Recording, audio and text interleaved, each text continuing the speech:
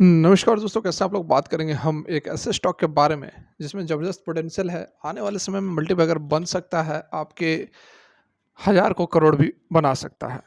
सारा कुछ जानेंगे इस वीडियो में, कौन सा स्टॉक है, क्या कुछ पोटेंशियल है। रिक्वेस्ट यही रहेगी आपको, इस तरह की मल्टीबैगर जो पेनी स्टॉक्स होते हैं, मतलब कि चांसेस जिसके हैं कि आगे आने वाले समय में मल्टीबैगर बन सकते हैं, इस तरह के यदि आपको वीडियोस पसंद हो तो हमें लाइक करके ज़रूर बताएं। चैनल को सब्सक्राइब कर ले ज़बरदस्त जेन्युइन कंटेंट के लिए। तो सबसे पहले यदि हम इस स्टॉक के रिटर्न की बात करें तो आप देख सकते हैं एट प्रेजेंट 43.55 पर यह ट्रेड कर रहा है। 5% की आज भी यहाँ पर तेजी देखने को मिली है, जबकि ओवरऑल मार्केट के अंदर गिरावट थी। हेवी सेलिंग देखने को मिली, 1.5% के आसपास निफ्टी वगैरह करेक्ट होता हुआ आज के डेट में हमें नजर आया। इवन दैट यहाँ पर कोई असर नहीं हुआ है, 43.55 पर ट्रेड कर रहा है, अपर सर्किट लगी हुई है। 5 दिनों के रिटर्न की यदि हम बात करें तो 30% का शानदार रिटर्न 5 दिनों के अंदर है। एक महीने में 34% का रिटर्न है, 6 महीने में 163% का रिटर्न है। 6 महीने पहले केवल 16 रुपये पर था, एट प्रेजेंट 43 पर ट्रेड कर रहा है। ठीक है, 1 साल के रिटर्न की यदि हम बात करें तो 162% का रिटर्न है। 5 साल के रिटर्न की बात करें तो 145, और मैक्सिमम पीरियड के रिटर्न की यदि हम बात करें तो भी वही है, क्योंकि 2021 से लिस्टेड या कंपनी है, 17 रुपये 75 पैसे पर लिस्ट होने के बाद से 43 रुपये 55 पैसे पर ऑल टाइम हाई पर फिलहाल यह ट्रेड करता हुआ नजर आ रहा है। तो यहाँ पर मार्केट कैप की यदि हम बात करें तो 400 करोड़ का मार्केट कैप है। बहुत बड़ा कोई मार्केट कैप फिलहाल नहीं है, क्योंकि पेनी स्टॉक की कैटेगरी में ही आता है। अभी जाकर थोड़ा सा यहाँ पर सुधरा है। ठीक है, लिस्टिंग 17 रुपये पर हुई थी।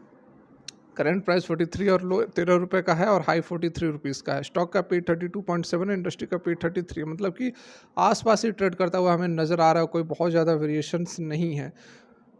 डिविडेंड कंपनी नहीं देती है। वॉल्यूम जो है 59,61,266, मतलब ठीक ठाक यहाँ पर वॉल्यूम ट्रेड हो रही है। इलिक्विडिटी की समस्या नहीं है। प्रमोटर की होल्डिंग्स अच्छी है, 68.4% की होल्डिंग्स है। कंपनी के ऊपर जो डेप्ट है वह 108 करोड़ का डेप्ट है। ठीक है, डेप्ट है यहाँ पर, लेकिन बहुत ज़्यादा नहीं है। डेप्ट कहेंगे कि है।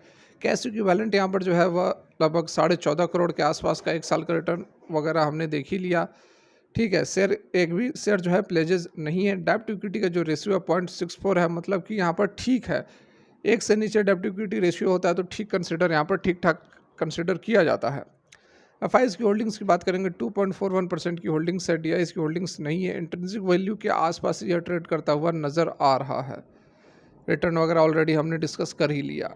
यहाँ पर इसके सेल्स की यदि हम बात करें, सितंबर 2020 में 60 करोड़ के आसपास के सेल्स थे। उसके बाद वाई ऑन वाई के बेसिस पर 60 करोड़ से यहाँ 2021 में 85 करोड़ हुए।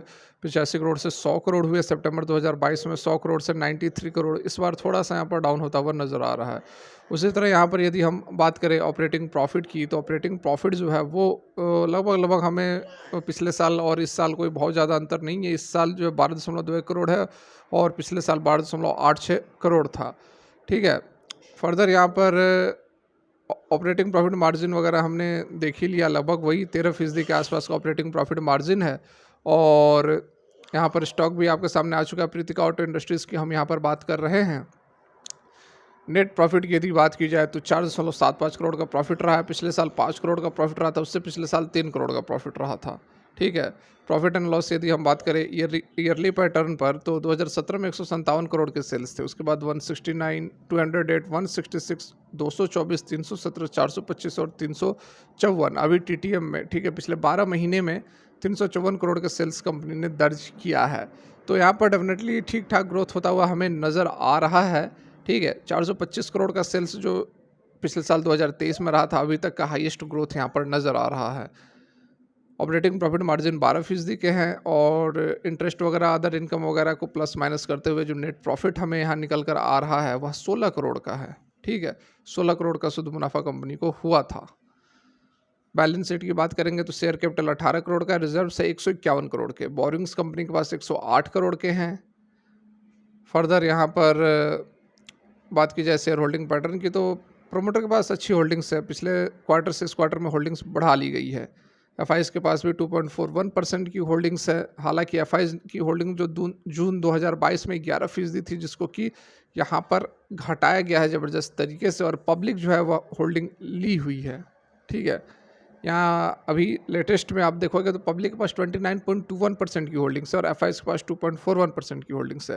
यहाँ काम क्या करती है प्रीतिका ऑटो इंडस्ट्रीज लिमिटेड वगैरह, तो आपको यहाँ पर देखिए बहुत ही अच्छी यहाँ पर पकड़ रख रही है कंपनी मार्केट में। ऑटोमोबाइल के पार्ट्स यहाँ पर बनाने का काम करती है, ट्रैक्टर्स वगैरह ऑटोमोबाइल के कंपोनेंट बनाती है और एक लीडिंग मैन्युफैक्चरर है मशीन्ड कास्टिंग, जो कास्टिंग मतलब कास्ट करके जो भी कंपोनेंट बनाए जाते हैं उसमें। कंपनी जो है वो एक्सेल हाउसिंग बनाती है, व्हील हाउसिंग बनाती है, हाइड्रोलिक लाइफ हाउसिंग बनाती है, end cover plate differential carriers वगैरह वगैरह और भी बहुत सारी चीज़ें यहाँ पर बनाती है। मार्केट शेयर जो है 28% का मार्केट शेयर है एक्सेल हाउसिंग में, 20% का ब्रेक हाउसिंग में और 25% का है डिफरेंशियल केसेस में।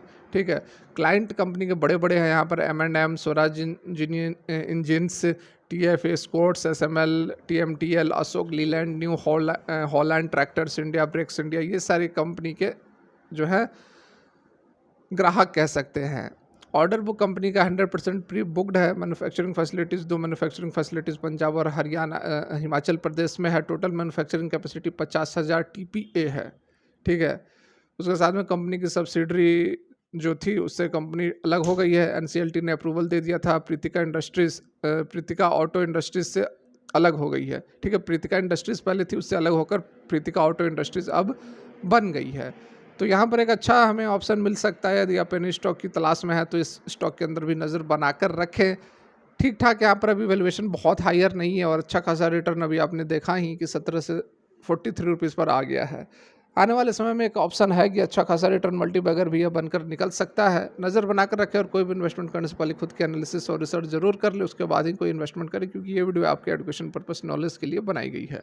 फिलहाल के वीडियो यहीं तक अच्छी लगी और लाइक करके मोटिवेट करने का काम कर सकते हैं। चैनल को सब्सक्राइब करें जबरदस्त जेन्युइन कंटेंट के लिए। Thanks for watching, have a great day.